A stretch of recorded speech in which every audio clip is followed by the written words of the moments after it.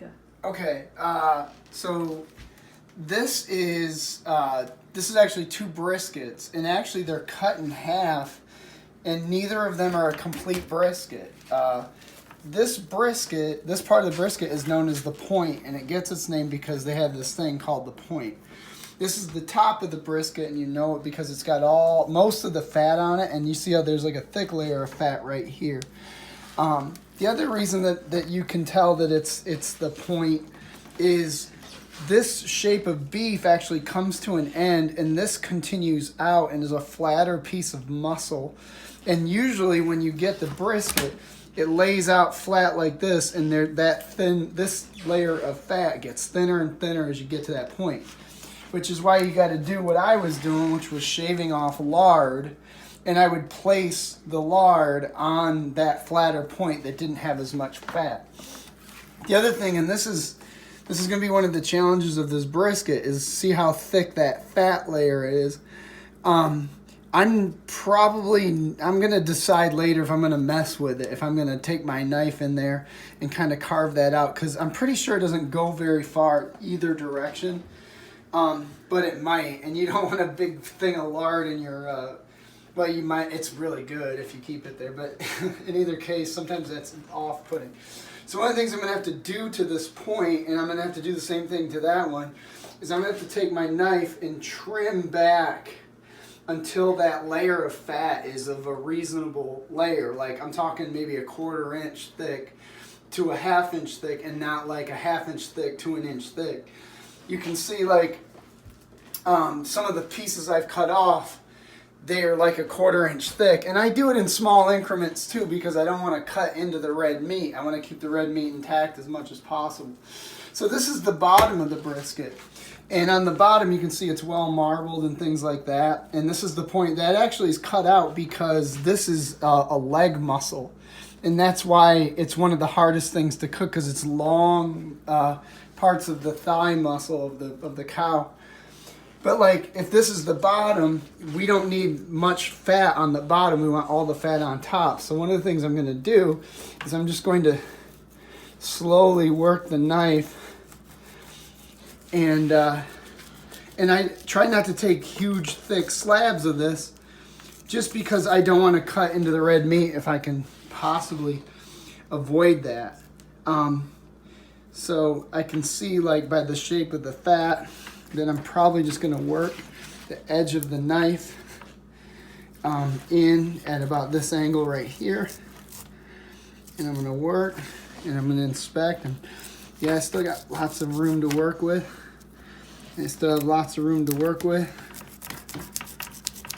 I just give the knife a shake, and then I'm going to cut that out, and I'm going to keep all that red meat attached down there. But you got to do that until you really don't have much fat on the bottom side of the brisket. You can keep a little bit of fat on the bottom side of the brisket, but really when push comes to shove, most of it's going to burn up when you're cooking the meat on the grill, or it's going to melt off. But basically, if you're using it as a basting agent, which is what fat is really for when you're cooking on a grill, is you want to just make sure that you don't have a ton on the bottom of it. And there you go. And I don't think I'm going to take it any further than that, just because I don't feel like I need to. I'm going to try to take off this little point. And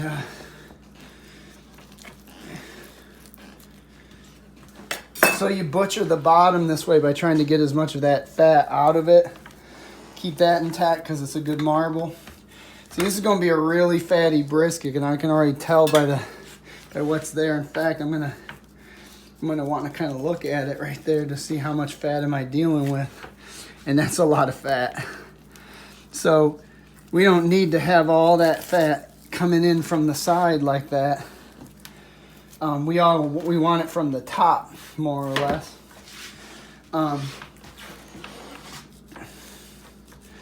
And I feel like I just reached the edge of it, because fat is more difficult to cut than the meat itself with this kind of a serrated knife as you're going through. Yeah, I can kind of see the edge of it. So that's like the bottom and the side. So next thing I'm going to do is I already know that if I start in small increments here and just let the knife do the work, I'm really not putting much pressure on the knife, that the knife will yield up a nice strip of fat. And I can see too that there's the edge of the meat right there. So that was a pretty good, you see how it's kind of red. If you can kind of see through it, that means that you're probably, and I'll even score it, you're getting closer and closer to where the meat comes through. So you proceed with caution. And you keep all the fat, because what you're going to do with the fat while you're cooking is you're going to redistribute the fatty areas to the meaty areas and use the fat as a baster. Oh yeah, look at how much fat is coming off that point. By the way, the point is one of the fattiest parts of the brisket. It's one of my favorite parts of the brisket because it's basically all melted lard and a little bit of meat. But yeah, that's the first thing that you do with a brisket. So I'm gonna stop the video because I'm gonna do the exact same thing to this one as I was doing to this one. Okay, so as I was cutting all the fat that was like way too thick off of this, and yeah, I keep the fat, I couldn't help but notice this brisket right here has a nice layer of fat the whole way. Although I'm probably going to take some of the strips of lard when I put it on the grill and put them on top of there as the thing is cooking, just to make sure that this red meat here also gets the basting effect of the fat. But overall, you have a nice layer, reasonable layer of fat on this one. This one, on the other hand, is a really thin layer of fat on the top. So when I put this one on the grill, I'm actually going to stack quite a bit of that lard on this brisket so that it gets enough of the effect of the basting effect of the fat that goes on it. So just for the record, each brisket is different. You have to look at how much fat you have on it. This one being a little bit thinner, you can actually kind of see from the side too. Like that's a lot of red meat that's exposed there. So I'm probably, when I put this guy on the grill, going to have quite a few pieces of that lard on there once I put it on the grill. But basically every brisket is unique and you have to look at where you trimmed fat from and where you're going to need it. I did have to trim off quite a bit on this part right here. But that's kind of one of the things you got to look at on a brisket by brisket basis is where do you trim the fat from, if you should. If it's too thin, where are you going to put it on the grill? And when I actually put this on the grill on Saturday, I'll have a video of what that looks like. Okay, so what I have here is your basic barbecue rub that I make, and I make a lot of it at a time because I use it a lot. But you shouldn't do brisket or anything or ribs or anything without a good rub. The rub is the secret to the process, as well as having what is called a mop sauce for brisket to keep it wet. Nonetheless, the rub that I use can be referenced in Stephen Reichlin's book, The Barbecue Bible, or it's called Reichlin's Rub. But basically, the ratios are as follows. And I make bigger portions than this, but ratios are a 1/4 cup each of coarse salt. It can be kosher salt, sea salt, whatever you want to do with that. A 1/4 cup of paprika and a 1/4 cup of brown sugar. And then it's 2 tablespoons of black pepper. And then 2 teaspoons each of granulated garlic and onion powder, and then 1 teaspoon of celery seeds. Now you can do other things with this, like add cayenne. I usually add a bit of cayenne to it. I also add a bit of what is known as smoked salt to the salt mixture, just to add another flavor. You can do an awful lot. You can tweak it so that it's for pork or for jerk or whatever. By adding other spices, but that's pretty much the foundation of this. Is a 1/4 cup each of paprika, sugar, and salt, 2 tablespoons of black pepper, 2 teaspoons each of granulated garlic or garlic powder and onion powder, and then last but not least, a teaspoon of celery seeds, and that's the rub. Okay, so what I'm about to do is I'm about to rub the brisket. Now, a couple of things is you have to follow basic sanitary rules, like I've touched the meat only with my left hand. I've only touched the spices with my right hand, and I can't crisscross them. I shouldn't touch them together. You have to follow basic rules with regard to that. I also have flipped so that the brisket is upside down first. I do the bottom side first, but you should rub the living heck out of the bottom side, and then you rinse and repeat for the top. So what I like to do is I just knuckle some over, and then I spread and massage it in. Knuckle some over, spread and massage it in. And yes, you want a nice thick layer of these spices on there. And you can't, they'd be like, you're wasting. No, you're not. You can't. The only thing that would be a waste is if you made a brisket and you didn't have enough flavor on it. That would be a waste, okay? Which is why I do this with as much spice as I do. I'll even come back once it dries off a little bit to see, like, are there any parts that I kind of missed, like I missed up there.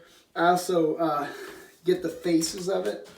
I get the crevices in the bottom of it, you know, because that's packets of flavor. It's a great opportunity to flavor the hell out of your brisket. But you should get all of the surfaces as best you can, nice and thick. And the bottom, I mean, you do it once and you're probably good to go. The top is where you want a nice, what is known as caramelization. Because notice brown sugar is one of the big key ingredients on this thing. So I'm going to try to flip so you can see that face. One of the things I'm going to have to do is get that face just covered with the rub, just absolutely crusted on there with rub. And I'm going to do that for other faces too. But if I flip it, here's the top. You got to get a whole bunch just loved and kneaded into the top of this guy. And what you will come up with after you have rub this guy in is one of the best pieces of meat you could ever have in your life, if you do it right. If you do it low and slow on the grill and you mop the heck out of it. So rinse and repeat for the second one.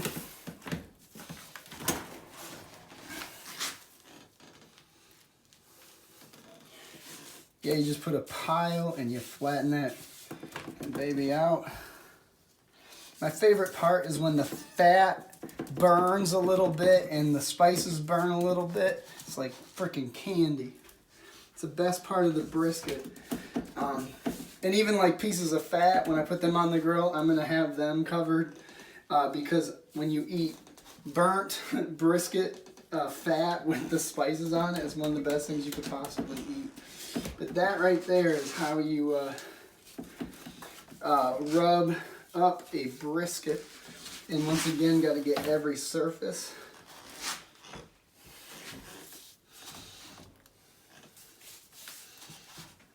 And it's a bit of a mess, but you won't regret it when you're eating it, I tell you that.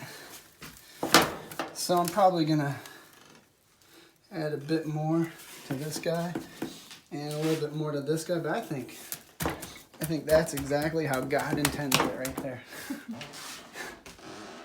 Okay, so like I had a little piece of meat that was like hidden in the briskets, and I'm going to store them with the fat.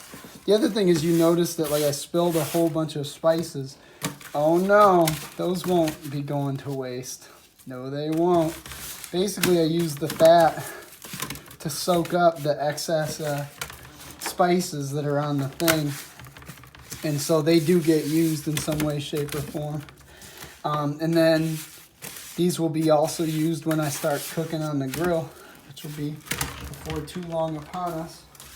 But yeah, I try to use all the spices as best I can. So the ones that I drop, they get used. They get used up. That's never going to be an issue.